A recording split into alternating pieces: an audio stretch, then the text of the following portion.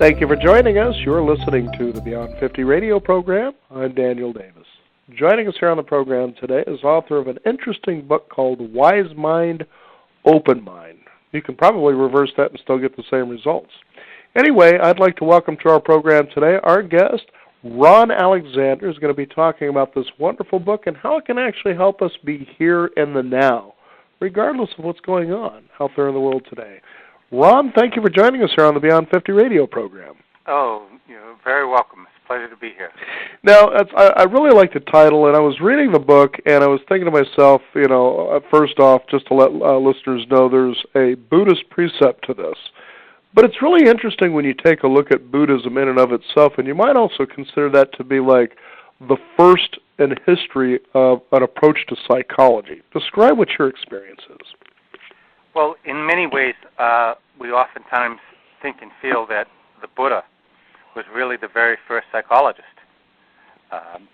Without the couch. That's right, without the couch.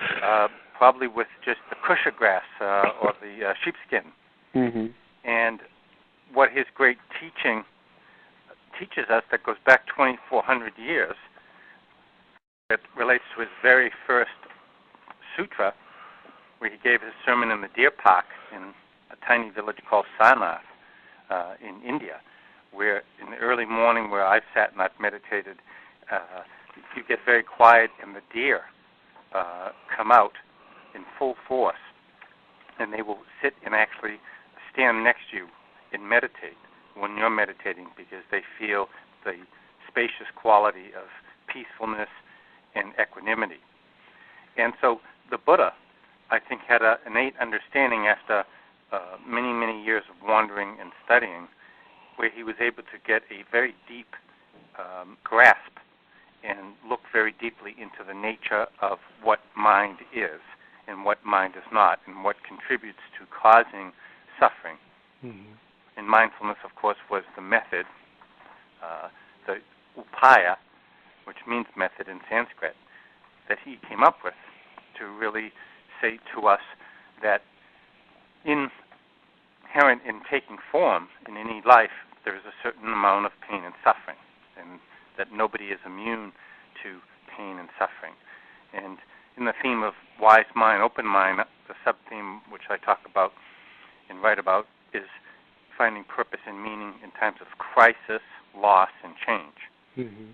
And mindfulness is a very effective method to help navigate and help guide us through these very, very intense periods of crisis, loss, and change. Mm-hmm. I'm sure that in your practice as a therapist that you've seen people, especially this day and age, that seem bombarded with ruminating thoughts. And as the Buddha would say, first there's the thought, then the thought becomes action, then the action becomes habit. It's almost as though to say, what are your habits today? And kind of tracing it back to when you originally started thinking these things and creating these habits. But what have you seen has been maybe consistent as a rule of thumb with why people get into crisis or have the anxieties that they have? Well, I think those are two separate questions. Mm-hmm. Anxiety, I think, is just inherent. It's something that we all experience. It's existential. It's unique. Just being a human being. Mm-hmm. And mindfulness, again, is a wonderful practice that enables us and allows us to have a tool that assists us to navigate in a positive way through day-by-day anxiety. If, as a psychologist, I would say on any given day, we probably have a level of anxiety that ranges from 3 to 7. Mm-hmm. And I would actually call that normal. And in my early psychology training, with some of it being Freudian-related, we would call that normal neurotic suffering. And then there's the issue of, well, how do we deal with affliction and deep loss and deep sorrow? For example, in one of the chapters of my book, I write extensively about a couple who were referred to me who had lost their two children in a horrible car accident. A young couple in their 20s, and the girl was 7 years old and the boy was 5 years old. So mindfulness was one of the tools that I utilized to really help them deal with the horror and the depth and the breadth of the loss. It was a way of being able to sit each day and in some way hold it and contain it in what we would call a transpersonal or a spiritual arc, as opposed to just simply trying to help them navigate the experience through Western psychology. Mm-hmm. It's really fascinating in Wise Mind, Open Mind, as I was reading the book, how very direct the message is in the book about mindfulness. Now, when you were talking about this couple who had suffered a loss here, what does mindfulness do exactly? Mindfulness is a way of being with, in each and every moment, the constant stream of unfoldments of what we call the thought forms and the sensations that unfold moment by moment, and they become mental, emotional, and physiological formations. And so mindfulness is a practice of awareness that helps us to shape and hold and contain and bear witness to, in a sense, of what it is that is unfolding from inside of ourselves, as well as how we're reacting and responding to what we experience in the outside world. For example, whether you're at the dry cleaners or you're standing in line at the bank, and all of a sudden the person in front of you gets overly enthusiastic, and they start talking to the teller, and you're sitting there and trying to be patient and tapping your foot, and they're going on and on and on, and there's the opportunity in that moment to bring mindfulness to bear, that the view that you bring to what's going on between the teller and that person is that that person might be expressing enthusiasm or excitement, or that person may have not spoken to somebody for a week, and they look forward to the opportunity when they can go to the bank once a week and have someone's time and attention. Or people who like to talk to salesmen. Exactly, that's right. I remember I used to sell shoes at Sears and Roebuck's in high school in Quincy, Massachusetts, and many people used to come in, and they'd try on 5, 6, 7, 10, 12 pairs of shoes, and then they'd never buy anything. And I used to say to my supervisor, why do these people come in and they, take an hour of my time, and I don't even get any commission? And he used to say, because I think they just want to talk. So mindfulness helps us develop a different kind of perspective. A perspective where we get, instead of reacting with anger or frustration, that perhaps there's something else at play. And that's what I call in the book a small variation of cultivating wise mind. The book's title is Wise Mind, Open Mind. And so there's many, many levels of what it means to have a wise mind, how to cultivate a wise mind, and how to cultivate wise action and wise effort. And then we say that, to have a wise mind means to be in a state where you're cultivating truth, insight, and wisdom. Have compassion, equanimity, and a sense of a caring concern for all living beings, or even inanimate objects. That everything is part of creation, and mindful of that, so that as Buddhists, when we're walking on a path taking a hike and you see a little beetle come out in front of you, sometimes I'll notice that other hikers next to me will step on the beetle. Buddhists, we become mindful and we realize that that's another form of life. And beetle's just being a beetle, and step out of the way or stop and wait till the beetle passes your path, and then head on down the pathway with reverence and respect and care, and a sense of generosity from your heart. Another way to look at it, too, is to look at the beetle and think to yourself, I wonder what's on that beetle's mind. Yeah, that's right.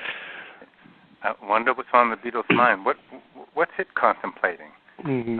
And what's it thinking about as it's moving along the human highway of life? And that touches into the conversation about, well, how do you apply mindfulness to loss or to change? And that's the more that you can consistently become mindful of each and every moment. So then cultivating what we call the witnessing awareness, or the witnessing mind. And that's the part of the self that is watching, it's observing, it's noting, and it's being present with each and every aspect and each and every experience that's occurring in each and every moment. Now, just to give our listeners an idea about mindfulness now, when we talk about loss or change, okay, I think sometimes one of the biggest causes of suffering in any of those two elements is that we believe or we fight saying that it should have been other than what it is. For instance, you know, the idea that perhaps a woman experiences rape, says, well, that shouldn't have happened to me, and they hold on to that. And although that's a trauma, you would take a look at how mindfulness would apply to her being in, moving through, and actually healing that experience to have wisdom. Could you describe how an open, wise mind would help her do this? Well, first and foremost would be to help that individual experience and accept and handle the severity of that kind of traumatizing experience. Mm-hmm. And in essence, bear witness with them to that. And not to try to change it or diminish it or in any way devalue the experience of it, or to try to even provide a perspective that perhaps it will have some kind of silver lining to it, because any and all of those ways of being with someone who has been raped really take away from the depth and the breadth and the severity of the negative experience. However, at a certain point, then the objective is to help them to grow through the painful of the negative experience. And to what we always say in Zen is, what's happened has happened. Mm-hmm. But what you do about what happens is what makes the difference. And what you do about what happens is really the core of mindfulness, which is you don't try to change anything. That change occurs not when we try to become what we're not, but when we accept what we are. And that also is very helpful in helping somebody overcome something as severe as a rape, as you said, which is that to help them come to a place of acceptance. A horrible event happened to them. A lot of New Age talk and New Age thinking, you often, and even in some forms of inner child psychology, you hear terms like don't be a victim, or you're just being a victim. And I think that that's a horrendous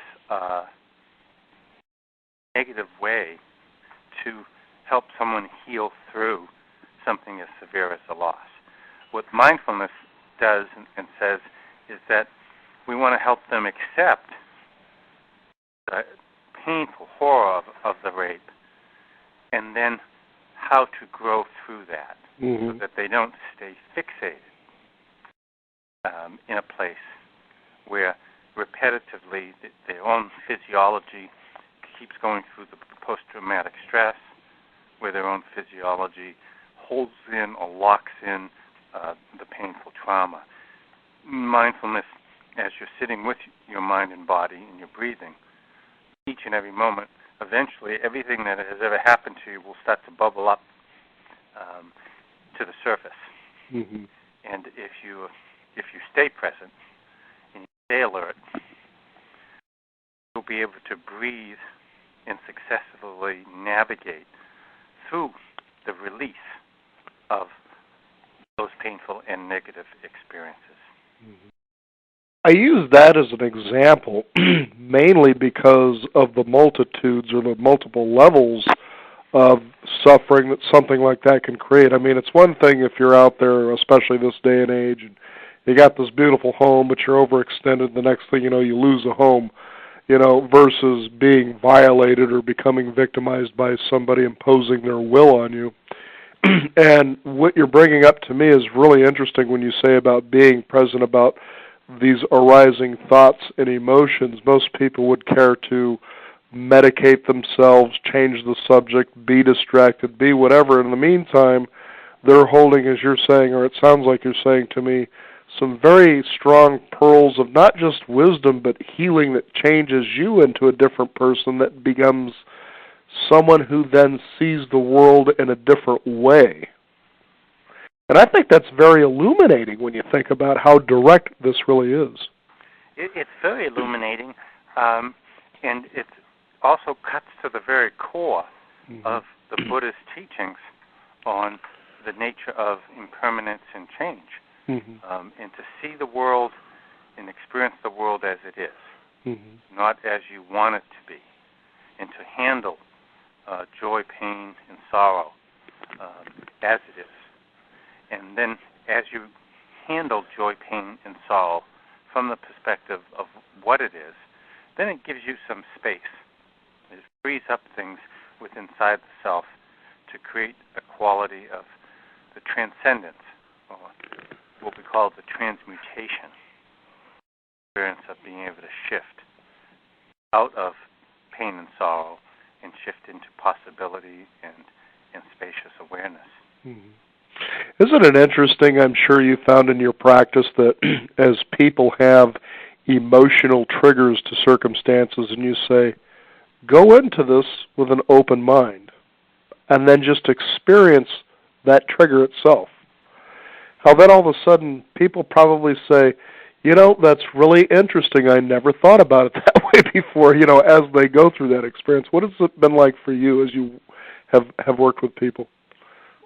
Well, I think people develop a natural appreciation for learning that they can overcome great obstacles, great trauma, great loss,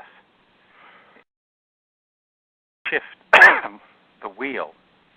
We refer to, in the book, to the mandala of our life experience, and sometimes we're under the wheel.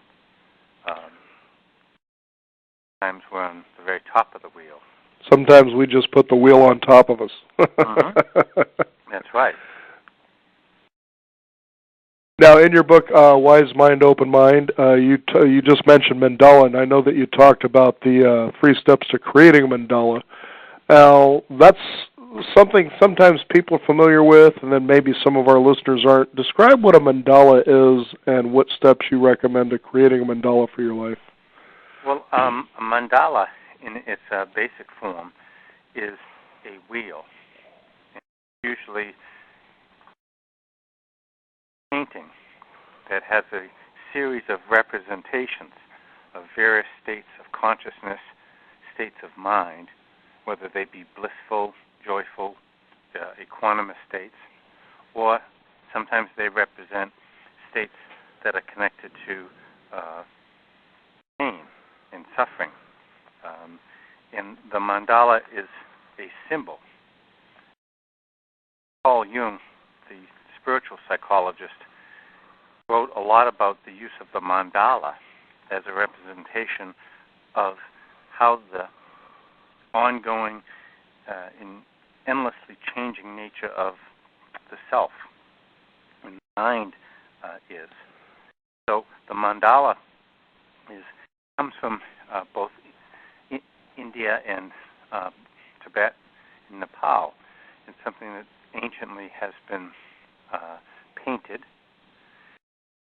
Tibetans actually have an ongoing meditation where they'll create a sand mandala and take up to a year where there'll be hundreds of monks participating in the cultivation and the creation of a beautiful mandala made out of many, many sands and many, many colors. And then in the very last moment, mandala is absolutely perfect, masterpiece. They will blow it away or rake it away. Mm-hmm.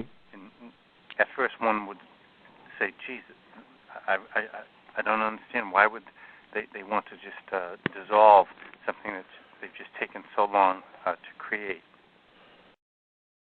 That has to do with that there's a law of impermanence, and as Buddhists, we tend to want to practice that no matter what you're experiencing, whether it's bliss and joy or sorrow and grief, or you're in a state of neutrality, that you can't hold on to any of it.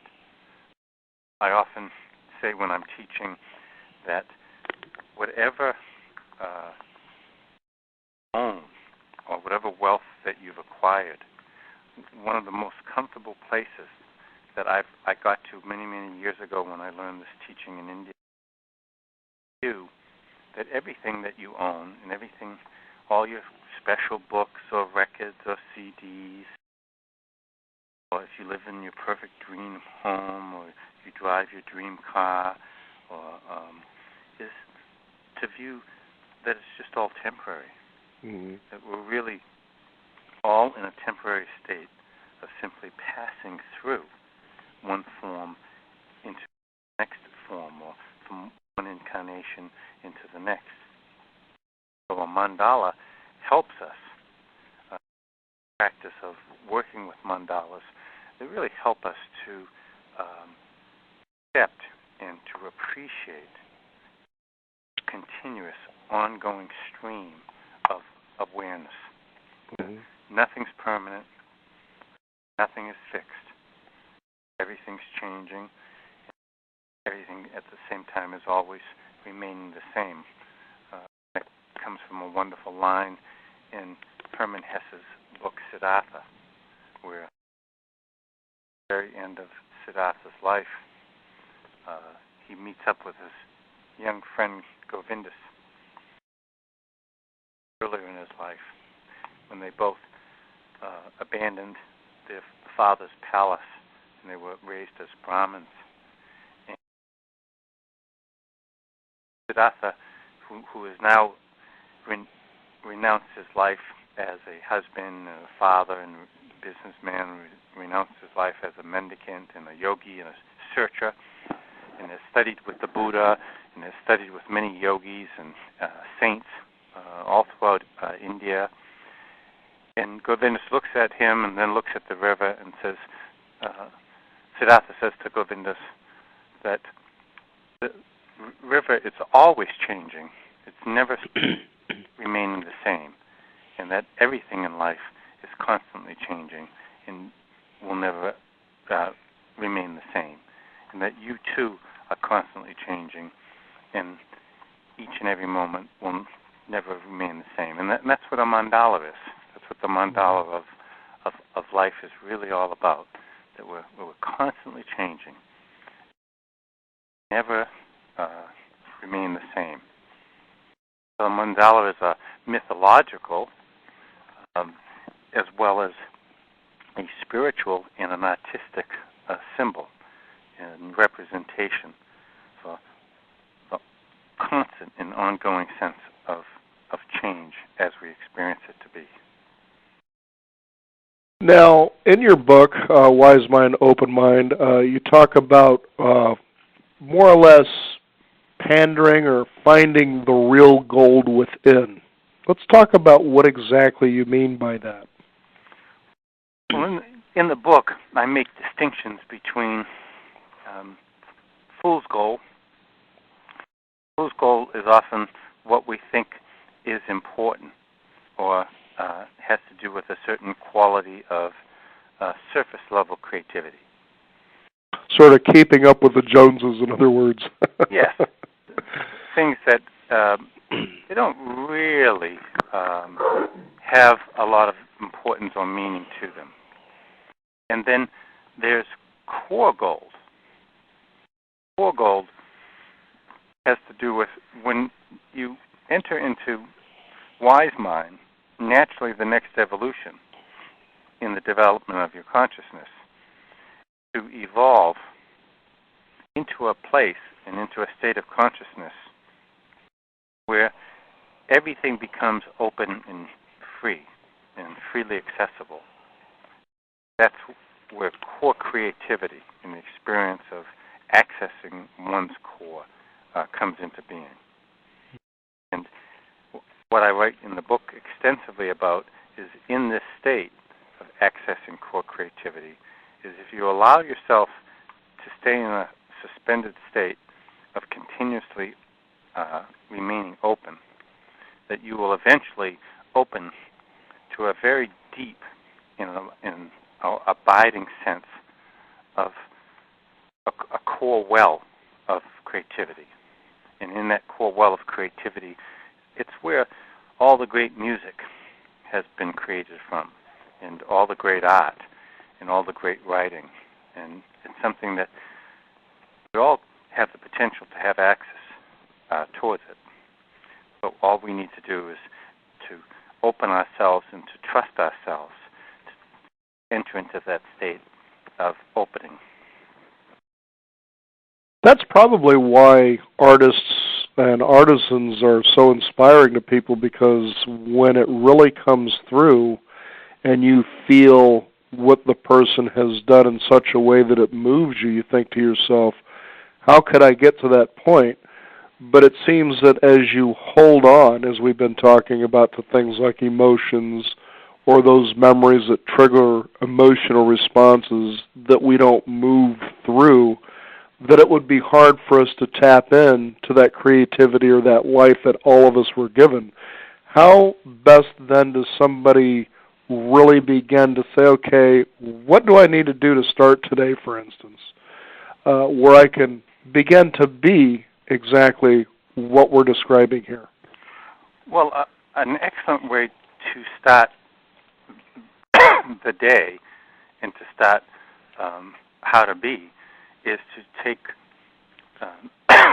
5 or 10 minutes of your time and sit and to practice mindful awareness and to sit and to meditate. As a musician, one of the things I learned as an adolescent when I used to play in a group is you never want to go on stage or play before the public until you've really tuned your instrument.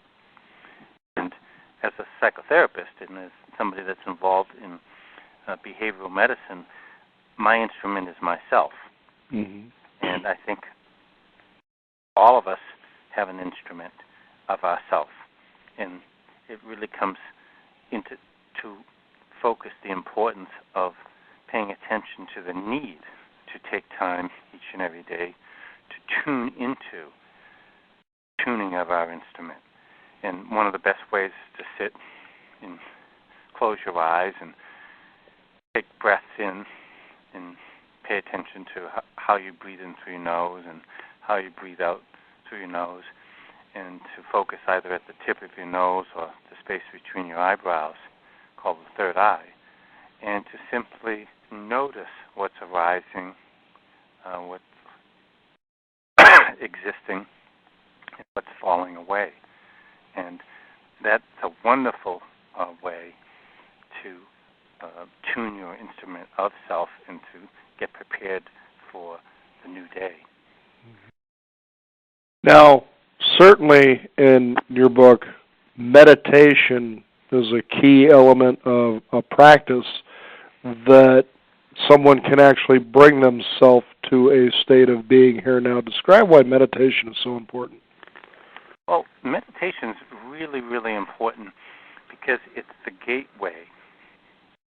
Meditation is one of the most effective gateways into a more expanded view of the self. meditation helps one to open. And as we open, in a place where we can become more spacious, we can become free, we can let go of anything that we've been holding on to. In meditations, something that it's free, even though some forms of meditation one has to pay for, but in the Buddhist tradition, we never charge people to learn meditation. It goes back to the ancient tradition of dana, which is just a simple offering. Offering, whether it be food, or it be money, or it be water, or someone coming over to volunteer to, help you out in your garden. Meditation is really one of the most profound yet simple methods to really cultivate and shift your awareness. I've been practicing meditation since I was 20. I'm almost 60. I don't think I've ever found anything more profound than meditation as a way to really tune my instrument, free me of various hindrances and resistances that operate within the egoic mind. Fascinating, fascinating book. It's Wise Mind, Open Mind. Our guest today, Dr. Ronald Alexander. Could you give out a website where people can find out more about what you do? www.ronaldalexander.com or www.openmindtraining.com. And next week I'm going to be up in the Portland and Seattle area. Any listening viewers in that area, I'll be on Thursday night, May 6th, in Portland at the New Renaissance Bookstore, doing a book signing and reading and doing some television and radio. And then on Friday evening, I'll be at the East-West Bookstore in Seattle. So I'd like to invite everyone to come on down from that area. And bring your wise mind with your open mind. And you can also purchase the book on Amazon.com, Wise Mind, Open Mind, Ronald Alexander, and at all the fine booksellers everywhere, Barnes & Noble, etc. Well, very good. Well, thank you for being on the program today and opening up our minds to a wise mind. It's been a pleasure to have you. Thank you very much. You bet. All the best. We encourage you, the listeners out there, get started. Find out what it's like to be freed when you're in each and every moment that you want to be in, just as it is, rather than what you think it is. We also encourage you to visit us at our website at Beyond50Radio.com. Sign up for our free weekly e-newsletter. Visit us at our blog as well. We archive our shows and have great resource information for you to use and share with others as well. Thank you for tuning in. This is the Beyond 50 Radio program. I'm Daniel Davis, and remember, live your day past halfway.